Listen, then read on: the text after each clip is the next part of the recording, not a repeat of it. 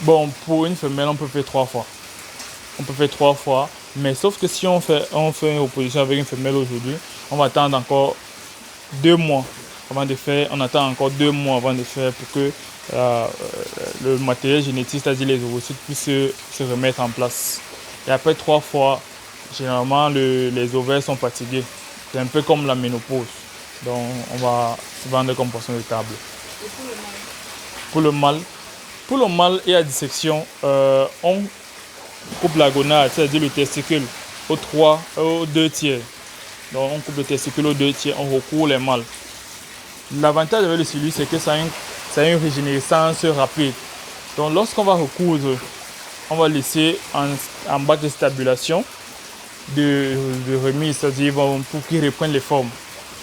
On les administre les antibiotiques, ils vont reprendre les formes.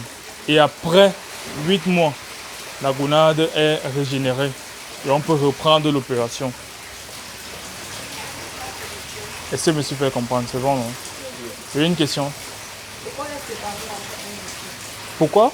Les séparer dans les différentes étapes après injection. Parce que j'ai dit ça tout à l'heure. J'ai dit que lorsqu'il y a injection hormonale, l'activité physiologique est élevée. Ouais. Si elles sont mélangées, elles vont bagarrer, elles vont s'entretuer et autres. Donc ça même, puisqu'elles sont gênées, le développement hormonal, c'est un peu comme on dit à la puberté, le développement hormonal chez tout le monde, chez tout être humain. On s'agite, la plupart du temps on s'agite, non? C'est la même chose.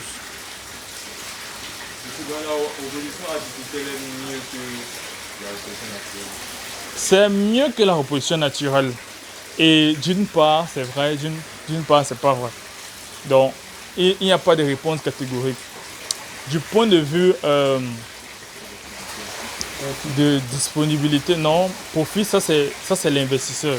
Là, c'est un investisseur. On parle du point de vue général.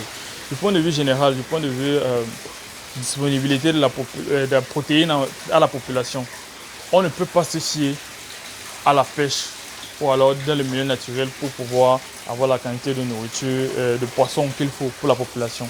Ça, c'est impossible.